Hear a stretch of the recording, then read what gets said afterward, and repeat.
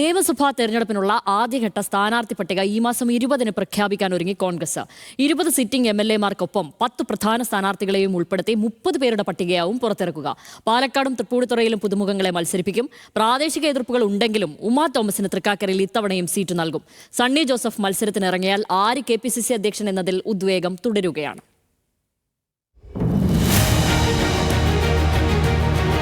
നിയമസഭാ തെരഞ്ഞെടുപ്പിന് കാലേക്കൂട്ടി ഒരുങ്ങുമെന്ന കോൺഗ്രസ് നേതാക്കളുടെ പ്രസ്താവനകൾ ശരിവെക്കും വിധമുള്ള അണിയറ നീക്കമാണ് പാർട്ടിക്കുള്ളിൽ നടക്കുന്നത്. പാലക്കാട് രാഹുൽ മാങ്കൂട്ടത്തിന് പകരം പുതുമുഖത്തെ നിർത്തും. കെ ബാബു മത്സരത്തിൽ നിന്ന് പിന്മാറിയതോടെ തൃപ്പൂണിത്തുറയിലും മുഖം മാറും. സിറ്റിംഗ് സീറ്റുകൾ MLA-മാർ വെച്ചുമാറേണ്ടെന്നാണ് ഹൈക്കമാൻഡ് തീരുമാനം.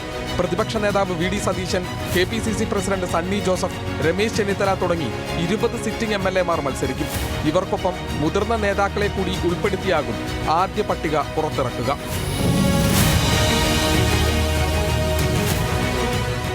പ്രാദേശിക എതിർപ്പും എറണാകുളം ജില്ലയിലെ നേതാക്കളുടെ ചരടുവലികളും ഉണ്ടെങ്കിലും ഉമാ തോമസ് MLA-ക്ക് ഇത്തവണയും അവസരം നൽകാനാണ് തീരുമാനം. ഹൈക്കമാൻഡ് നിയോഗിച്ച സ്ക്രീനിംഗ് കമ്മിറ്റി അധ്യക്ഷൻ മധുസൂദന മിസ്ത്രിയുടെ MP-മാരുമായുള്ള കൂടിക്കാഴ്ച തുടരുകയാണ്.